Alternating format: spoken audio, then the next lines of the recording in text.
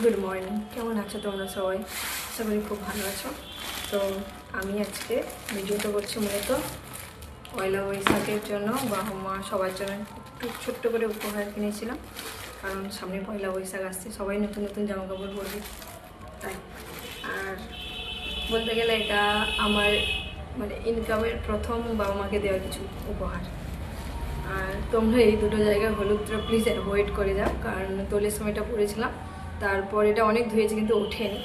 যাই হোক, তোমাদেরকে দেখাই আমি কি কি কিনেছি। চলো, প্রথমে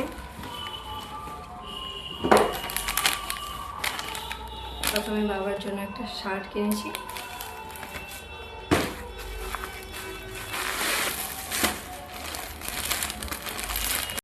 বুঝতেই পারছো এখন গরমকাল পড়ে গেছে, সবাই হালকা পাতলা কিছুই পরবে।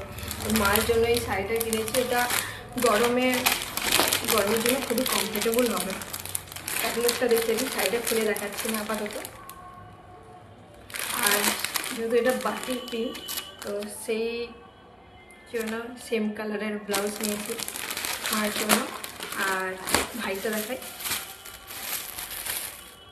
ভাইয়ের জন্য একটা টি শার্ট নিয়েছি ওভার সাইজের, কারণ এখন গরম, সবাই একটু হালকা পাতলা পরতেই চাইবে। আর এটা হালকা পাতলা।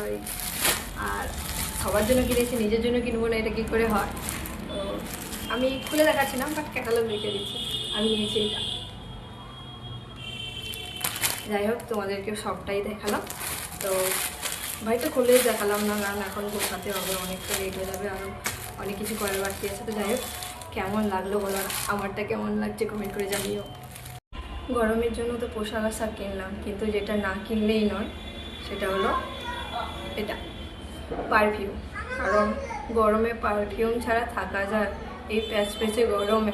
যাই হোক, আমার তো অলরেডি সবই কেনাকাটা হয়ে গেছে। তো তোমাদের পয়লা বৈশাখে কী কী কেনাকাটা হলো কমেন্ট করে জানিও।